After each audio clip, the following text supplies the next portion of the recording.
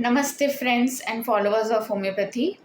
मैं doctor Vaishali Manik Dhabalia classical homeopath हूँ और रिसेंटली मैं 15-16 साल से मुंबई में प्रैक्टिस कर रही हूँ।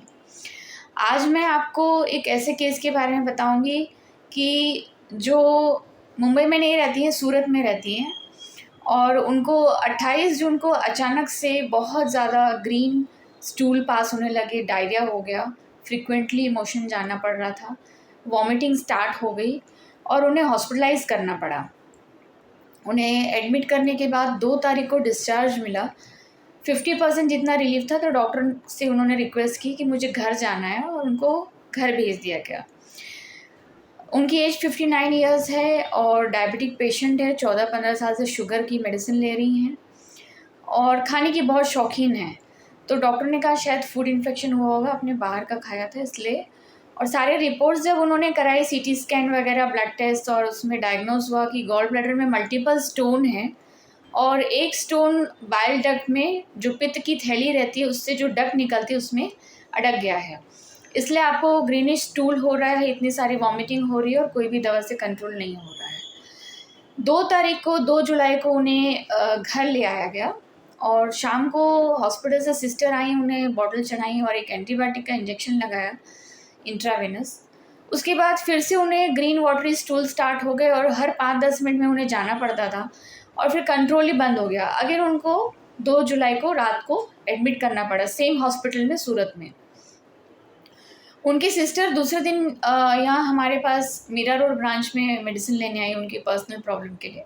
तब उन्होंने डिस्कस किया अपने सिस्टर की इस कंडीशन के बारे में कि क्या आप कुछ कर सकते हैं। उन्हें दोबारा हॉस्पिटल में एडमिट किया गया है और वो रिस्पॉन्ड नहीं कर रही कोई भी एंटीबायोटिक्स, स्टेरॉइड्स को और मेडिसिन को।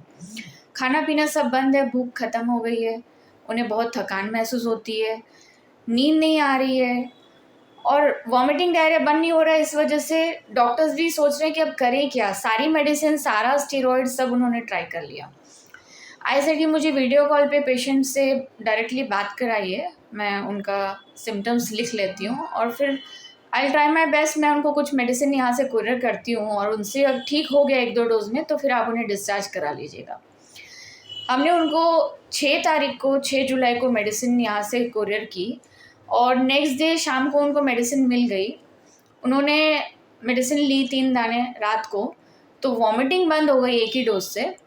नेक्स्ट डे मॉर्निंग डायरिया भी एकदम से बंद हो गया और उन्हें थोड़ी सी भूख फील की पेशेंट ने।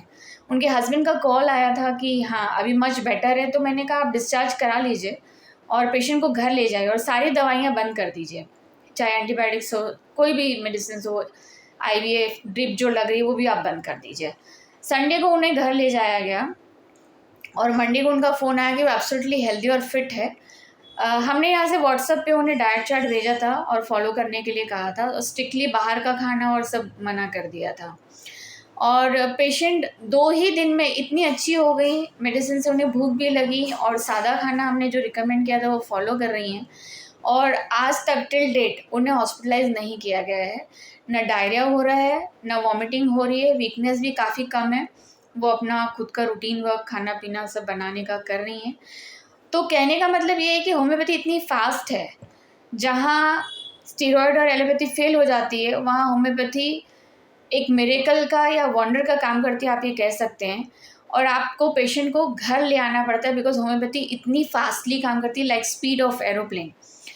सो आप सबसे यही गुजारिश है कि आप होम्योपैथी लें और जब भी कोई अक्यूट इमरजेंसी हो, ऐसी इमरजेंसी आ जाए, तब आप होम्योपैथी ज़रूर ट्राई करें, बशर्ते डॉक्टर आपको सही दवा दे, सही पोटेंसी में दे, तो आपको इंस्टेंट रिलीफ मिलेगा और आपके पैसे भी बचेंगे। एलोपैथी का साइड इफ़ेक्ट्स और रिएक्शन से भी आप बच जाएंगे और मेंटल स्ट्रेस भी कम हो जाएगा पेशेंट का और फैमिली का, दोनों का।